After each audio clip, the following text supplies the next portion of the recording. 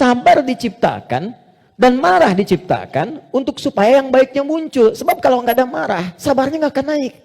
Paham nggak sampai di sini? Nah, cara kita mengolah dibalik. Kata Quran, qad aflaha man zakkaha. Kalau satu waktu terjadi, muncul dorongan yang mendorong dari sini, fujur ke nafas. Cara kerjanya begini, supaya lebih paham. Gak apa-apa, saya menghapus saja. Bismillah. Jam 3 saya dari Bandung, ya Allah. Aku sudah hari Kamis. Saya nerangkan sendiri. Apa? Kehormatan bagi saya Presiden Musyawarah. Enggak usah ini aja, supaya nggak ada beban. Jazakallah. Gak apa, ini aja. Kasih banyak, jazakallah khair. Semoga dapat tambahan rahmat. Amin. Cukup? Ya, dipegang aja nanti kalau ada keperluan lagi. Okay. Gini teman-teman, saya mulai dari sini dulu. Ini agak mahal, tapi butuh fokus. Ini nafas. Nafas itu inti jiwa nih, di sini. Kelihatan ya? Intinya di sini. Di dalam inti ini ada lagi turunan tadi.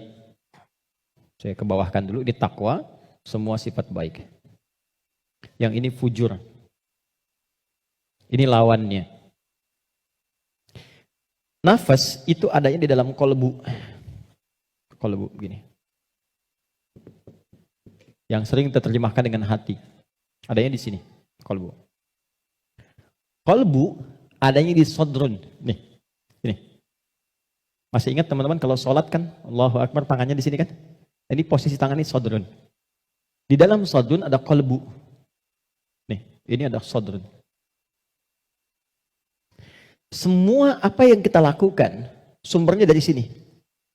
Misal, kita mau bicara nih, kalau yang keluar baik, itu ini yang perintahkan dari sini. Ke sini, ke kolbu, ke sodrun, keluar, ditembuskan langsung ke akal, kita keluarkan sepersekian detik.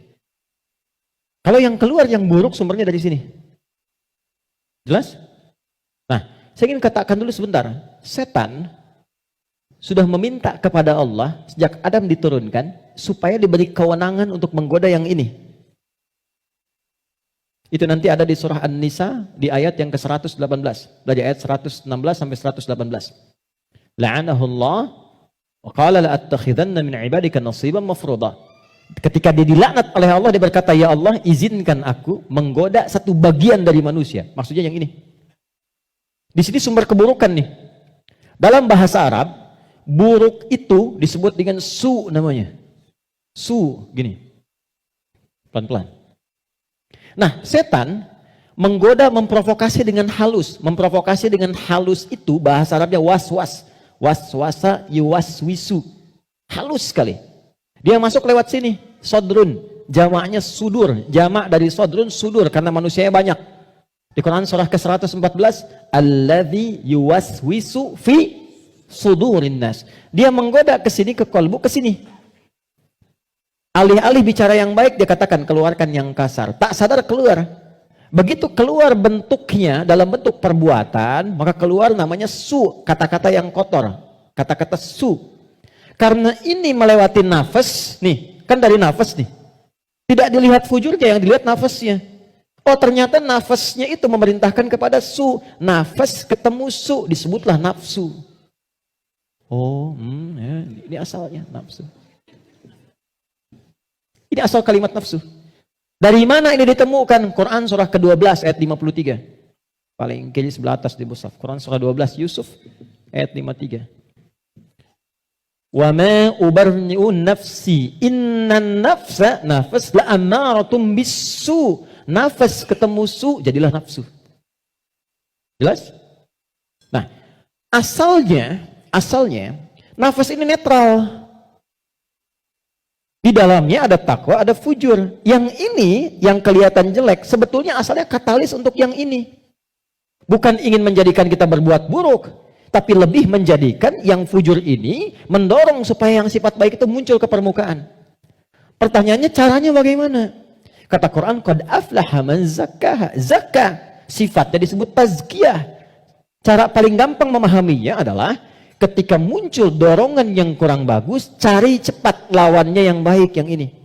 Karena ini diciptakan untuk memunculkan yang takwa. Jadi ketika Anda menemukan ada yang dusta, bukan mengajak Anda berdusta, tapi supaya Anda memunculkan kejujuran dalam diri Anda.